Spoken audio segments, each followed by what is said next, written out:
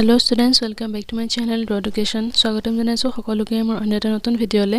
ছাত্ৰ-ছাত্ৰী সকল, আজি ভিডিঅটোত মই লৈছো তোমালোকৰ মাজলৈ অহা 11 মাৰ্চত অনুষ্ঠিত হ'বলগীয়া নগাঁও ডিস্ট্ৰিক্টৰ ক্লাস 9 ৰ এনুৱেল এক্সাম 2024 বৰ্ষৰ জেনেৰেল মেথমেটিক্সৰ কেইটামান ইম্পৰ্টেন্ট এমসিকিউ কোৱেশ্চন আনসাৰ। আজি ভিডিঅটোত মই তোমালোকৰ মাজলৈ ক্লাস 9 ৰ জেনেৰেল মেথমেটিক্সৰ লেসন 6 ৰ পৰা লেসন 12 লৈকে কেইটামান ইম্পৰ্টেন্ট এমসিকিউ কোৱেশ্চন আনসাৰ লৈছো।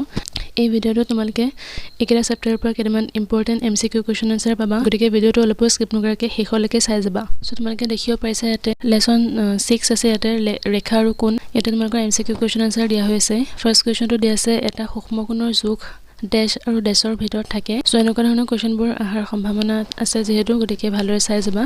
ইয়াতে অপচনসমূহ দিয়া হৈছে 0 ডিগ্ৰী আৰু 90 ডিগ্ৰী।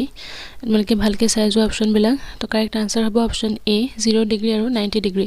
তাৰ নেক্সট সেকেন্ড কোৱেশ্চনটো আছে এটা কোণ 90 ডিগ্ৰীতকৈ ডাঙৰ কিন্তু 180 ডিগ্ৰীতকৈ সৰু হ'লে ইয়াক কি কোণ বোলে। তাৰ অপচনসমূহ দিয়া হৈছে সূক্ষ্ম কোণ, সমকোণ, স্থূল কোণ, সৰল কোণ। তো কাৰেক্ট আনসাৰ কি হ'ব অপচন সি টো কাৰেক্ট হ'ব স্থূল কোণ। তাৰ নেক্সট 3 নম্বৰ কোৱেশ্চনটো আছে এটা কোণ 180 ডিগ্ৰীতকৈ ডাঙৰ কিন্তু 360 ডিগ্ৰীতকৈ সৰু হ'লে তাক কি কোণ বোলে। সো অপচনসমূহ দিয়া হৈছে শুদ্ধ উত্তৰটো হ'ব অপচন ডি প্ৰত্যাৱৰ্তী বা প্ৰবৃদ্ধ কোণ। তো এনেকুৱা ধৰণৰ কোৱেশ্চনসমূহ তোমালোকে ভালদৰে চাই ল'বা। তাৰ নেক্সট কোৱেশ্চন আছে এডাল ৰেখাৰ ওপৰত এটা ৰশ্মি থিয় কৰাই ৰাখিলে সৃষ্টি হোৱা সন্নিহিত দুটা কোণৰ সমষ্টি হ'ল। ইয়াত অপচনসমূহ দিয়া আছে 90 degree, 180 degree, 360 degree, 260 degree. So correct answer হ'ব অপচন বি 180 ডিগ্ৰী। তাৰ নেক্সট 5 নম্বৰ প্ৰশ্ন আছে যদি দুডাল ৰেখাই পৰস্পৰ কটাকটি কৰে তেনেহলে বিপৰীত শীৰ্ষক কোণবিলাক হ'ব। তাৰ অপচনসমূহ দিয়া আছে সমান, অসমান, এ আৰু বি, ওপৰৰ এটাও নহয়। তো কাৰেক্ট আনসাৰটো কি হ'ব অপচন এ টো হ'ব সমান। তাৰ নেক্সট কোৱেশ্চন আছে 6 নম্বৰ এটা ত্ৰিভুজৰ কোণবিলাকৰ সমষ্টি হ'ল। অপচনসমূহ দিয়া আছে ইয়াতে 360 degree, 180 degree, 90 degree, 120 degree. So correct answer কি হ'ব ইয়াতে অপচন বি টো কাৰেক্ট হ'ব 180 ডিগ্ৰী। তাৰ নেক্সট তোমালোকে দেখিছা ইয়াতে চিত্ৰ আঁকা আছে আৰু এনেকুৱা ধৰণৰ যিখিনি কোৱেশ্চন আছে তোমালোকে ভালদৰে চাই ল'বা। এইখিনি মই কৈ নাথাকো, এতিয়া আগবাঢ়িছো তাৰ নেক্সট কোৱেশ্চনলৈ।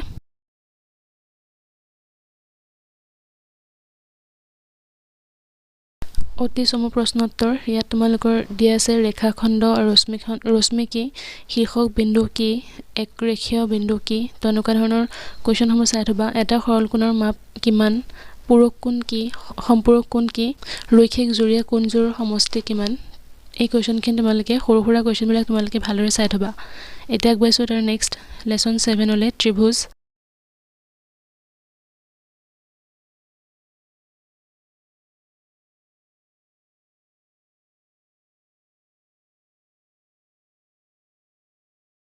ইয়াত দেখিব পাৰিছা তোমালোকে এমসিকিউ দিয়া হৈছে তলৰ কোণটো দুটা ত্ৰিভুজৰ সৰ্বসমতাৰ বিধি নহয়। ইয়াত অপচনসমূহ দিয়া আছে শুদ্ধ উত্তৰটো অপচন বি হ'ব।